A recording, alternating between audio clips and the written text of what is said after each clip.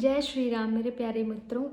आशा करती हूँ कि आप अच्छे हैं और भगवान के कुछ भक्तों के चरित्र श्रीमद् भगवत गीता के 9वें अध्याय जो कि राज विद्या राज गुह्य योग नाम से है, उसमें एक श्लोक था, श्लोक संख्या 26, जिसका भावार्थ यह था कि जो कोई भक्त मेरे लिए प्रेम से पत्र पुष्प फल जल आदि अर्पण करता है, उस शुद्ध बुद्धि निष्काम प्रेमी भक्त का प्रेम पूर्वक अर्पण किया हुआ वह पत्र पुष्प आदि मैं सगुण रूप से प्रकट होकर प्रीति सहित खाता हूँ।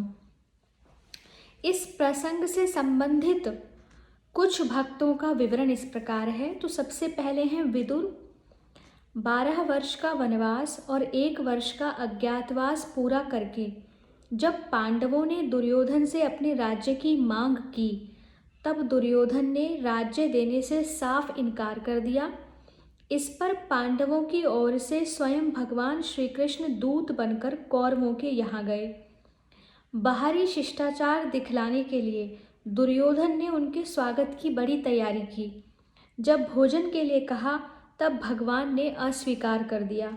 दुर्योधन के कारण पूछने पर भगवान ने कहा, भोजन 2 प्रकार से किया जाता है, या तो जहाँ प्रेम हो वहाँ जो कुछ भी मिले बड़े आनंद से खाया जाता है, या जब भूख के मारे प्राण जाते हों तब चाहे जहाँ चाहे जिस भाव से जो कुछ मिले उसी से उदर पूर्ति करनी पड़ती है।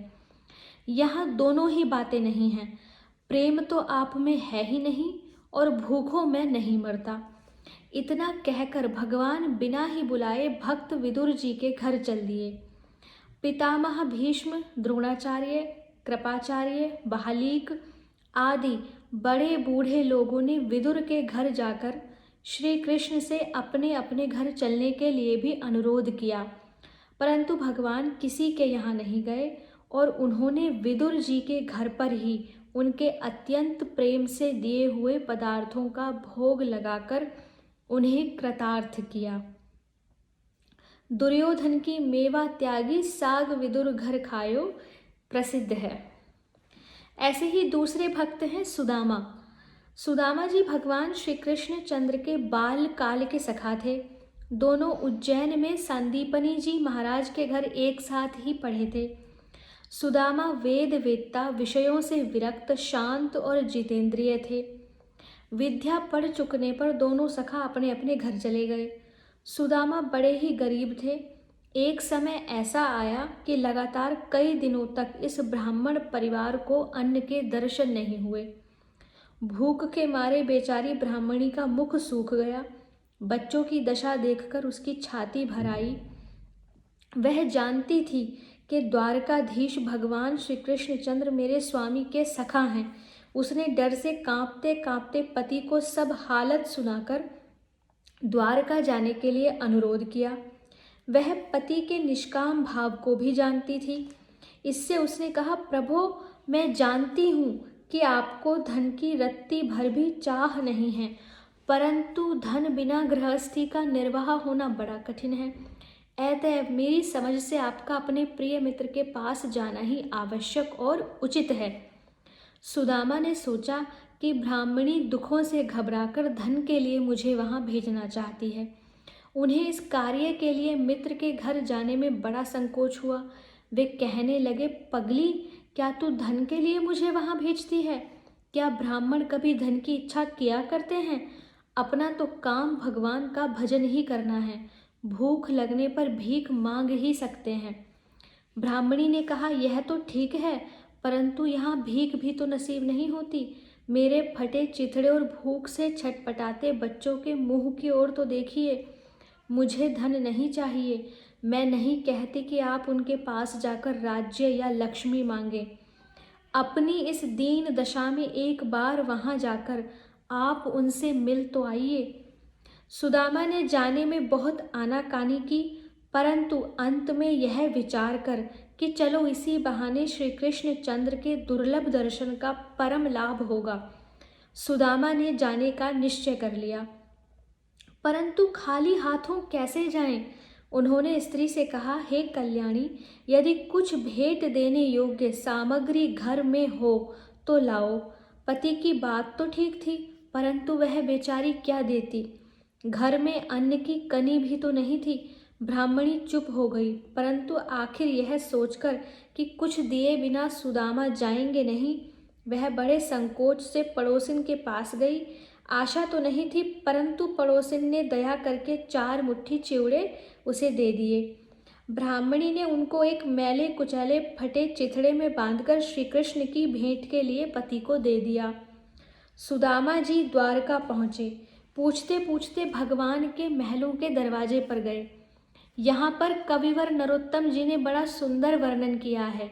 वे लिखते हैं, द्वारपाल सुदामा जी को आदर से वहीं बैठाकर संवाद देने प्रभु के पास गया और वहाँ जाकर उसने कहा, शीस पगाने झगा तन पै प्रभु, जाने को आही बसे के ही गामा, धोती फटी सी लटी दुपटी अरु पाय उपानह की नहीं सामा, द्वार खड़ो द्विज दुर्बल देखी रहो चकी सो वसुधा अभिरामा, पूछत दीन दयाल को धाम बतावत आपनो नाम सुदामा। भगवान सुदामा शब्द सुनते ही सारी सुध-बुध भूल गए और हड़बड़ाकर उठे।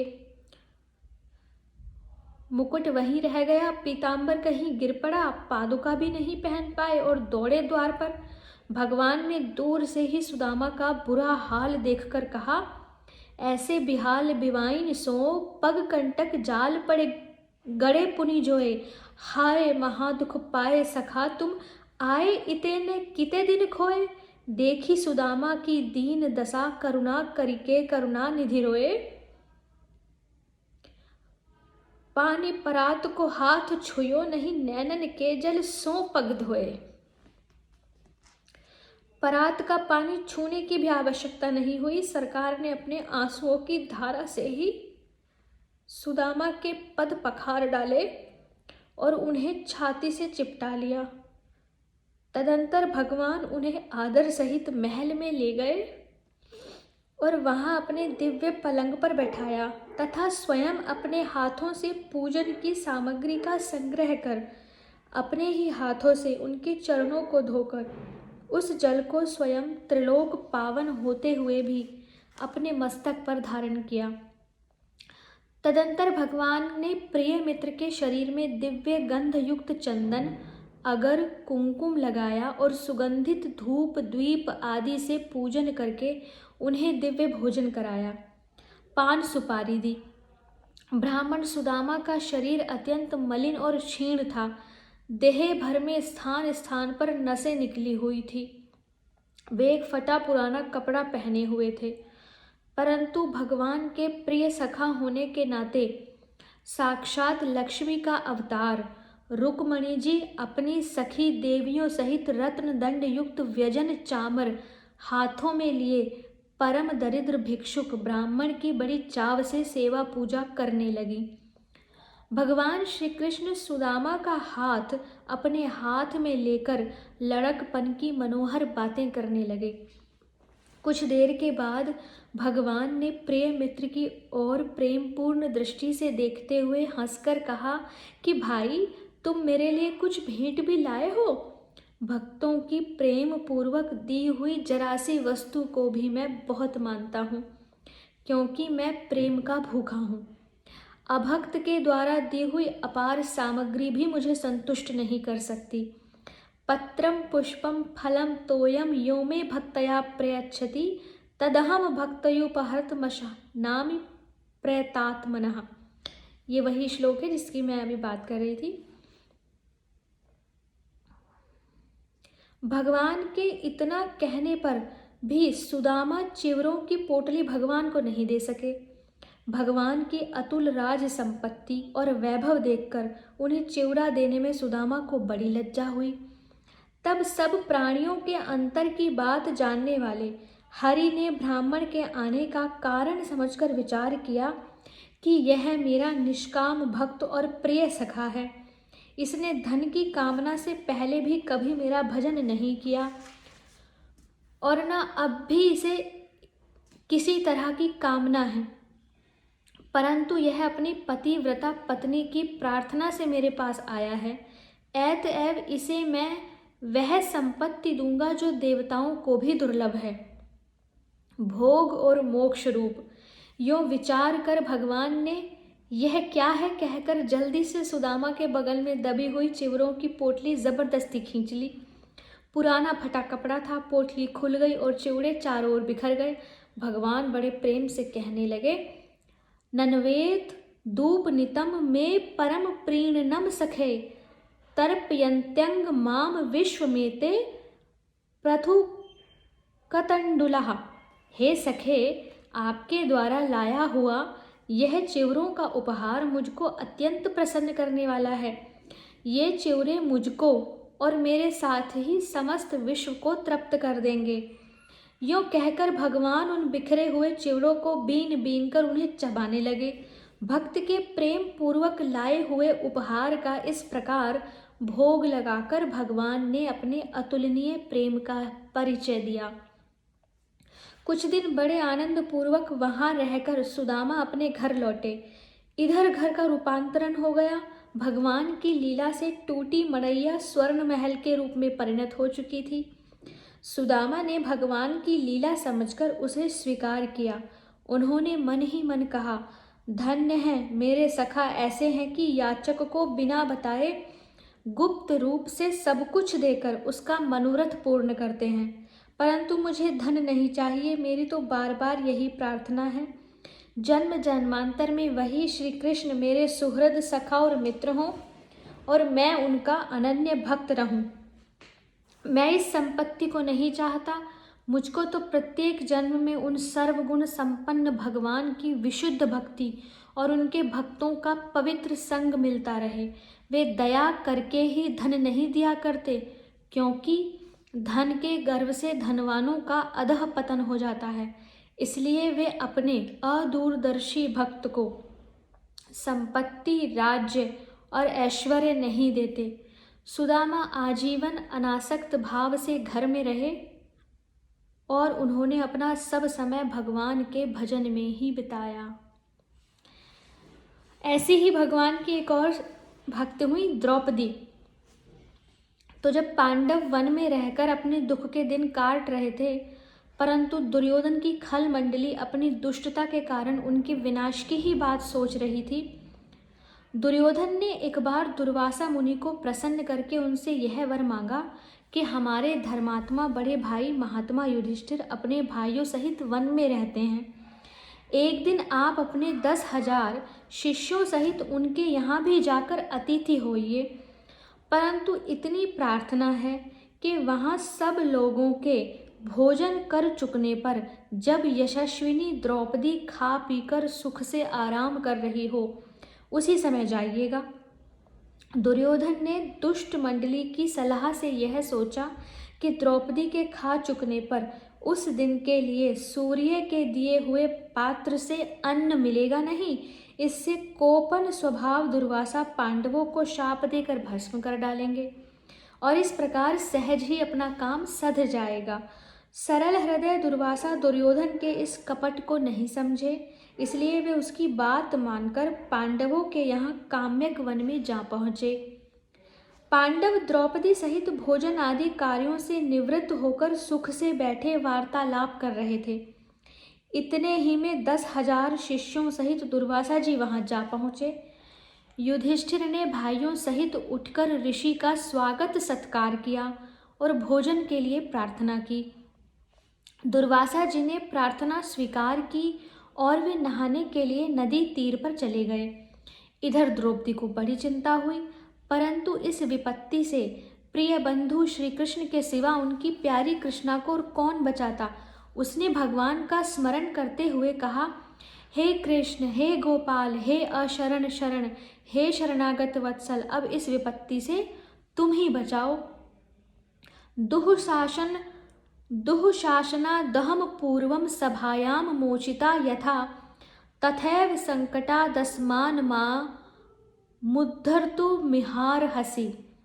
तुमने पहले कौरवों की राजसभा में जैसे दुष्ट दुशासन के हाथ से मुझे छुड़ाया था, वैसे ही तुम्हें इस विपत्ति से भी मुझे उबारना चाहिए। उस समय भगवान द्वारका में रुक्मणी जी के पास महल में थे। द्रौपदी की स्तुति सुनते ही उसे संकट में जान भक्त वत्सल भगवान रुक्मिणी को त्याग कर बड़ी ही तीव्र गति से द्रौपदी की ओर दौड़े।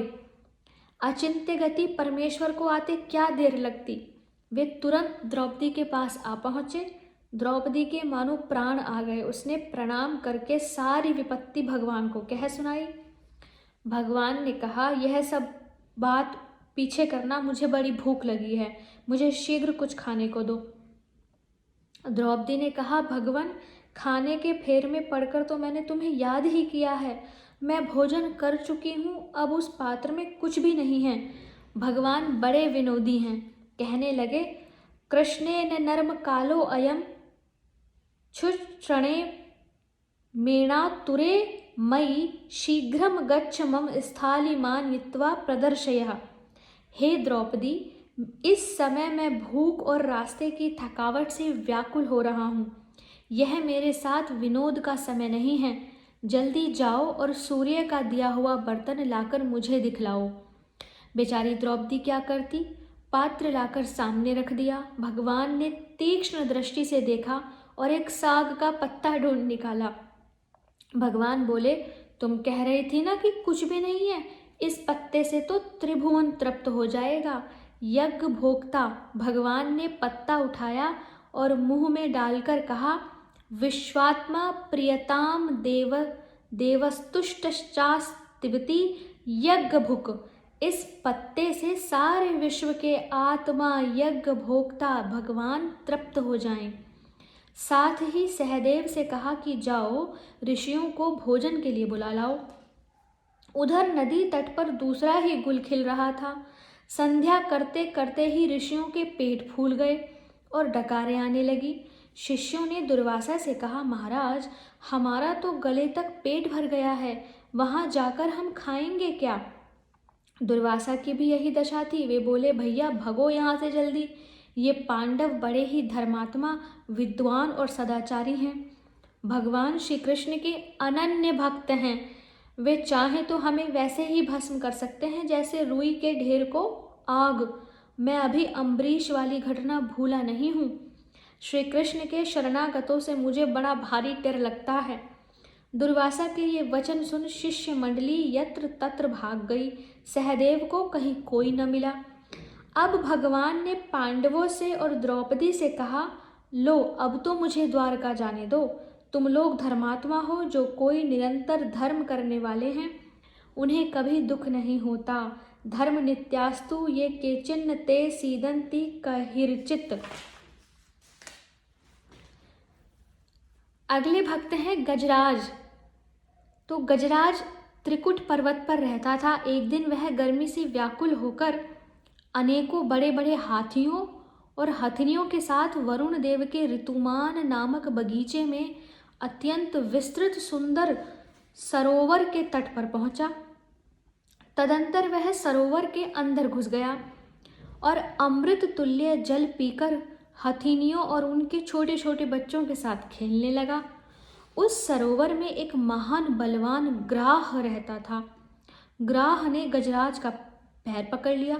गजराज ने अपना सारा बल लगाकर उससे पैर छुड़ाने की चेष्टा की, परंतु वह न छुड़ा सका। इधर ग्राह उसे जल के अंदर खींचने लगा। साथ के हाथी और हथिनियां सूंड से सूंड मिलाकर गजराज को बचाने के लिए बाहर खींचने लगे, परंतु उनकी एक भी न चली। बहुत समय तक यह लड़ाई चलती रही। अंत में वह कातर होकर भगवान की शरण हो गया। उसने कहा, यह कश्चनेशो बलिनो अंतकोर गात प्रचंड वेगाद भिदावतो भृशम भीतम प्रपन्नम परिपात यद भया न मृत्यु प्रधावत्यरणम तमीमहि।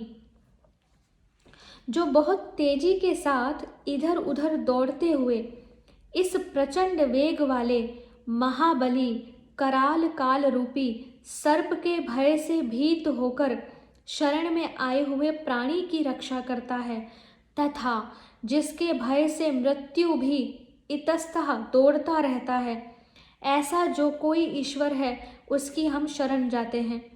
फिर गजराज ने मन ही मन भगवान की बड़ी ही सुंदर स्तुति की। भगवान ने भक्त की पुकार सुनी और सुनते ही वे भक्त को बचाने के लिए अधीर हो उठे। यहाँ एक कवि की बड़ी ही सुंदर उक्ति है। पर्यंकम विसर्जन गणान गणनयन भूषा मणिम विस्मरण नुत्तानोऽपि गदा गदेति निगदन पद्मामनालोकयन निर्गच्छन् परिच्छदं खगपतिं चारो हमानो अवतु ग्राहग्रस्त मतंग पुंग वस मुद्धाराय नारायणः। अर्थात ग्राह के चंगुल में फंसे हुए गजराज को बचाने के लिए पलंग को छोड़ते हुए, पार्षदों की परवाह न करते हुए, कौस्तुभ मणि को भुलाकर उठते उठते ही गदा गदा इस प्रकार पुकारते हुए, लक्ष्मी जी को भी न देखते हुए और गरुड़ जी पर बिना कुछ बिछाए नंगी पीठ ही चढ़कर जाने वाले भगवान नारायण हमारी रक्षा करें। गरुड़ की पीठ पर चढ़कर भगवान वहां जा पहुँचे। गजेंद्र ने आकाश में गरुड़ पर स्थित भगवान के दर्शन किए और सूंड से एक कमल का पुष्प ऊपर को उठाकर अत्यंत कष्ट से आर्त स्वर से कहा, हे नारायण, हे सबके गुरु, आपको नमस्कार है। भगवान ने भक्त के प्रेम पूर्वक दिए हुए कमल के पुष्प को स्वीकार किया। अपने सुदर्शन चक्र से ग्राह का सिर काटकर गजेंद्र को महान संकट से छुड़ाया। जय श्री हरि।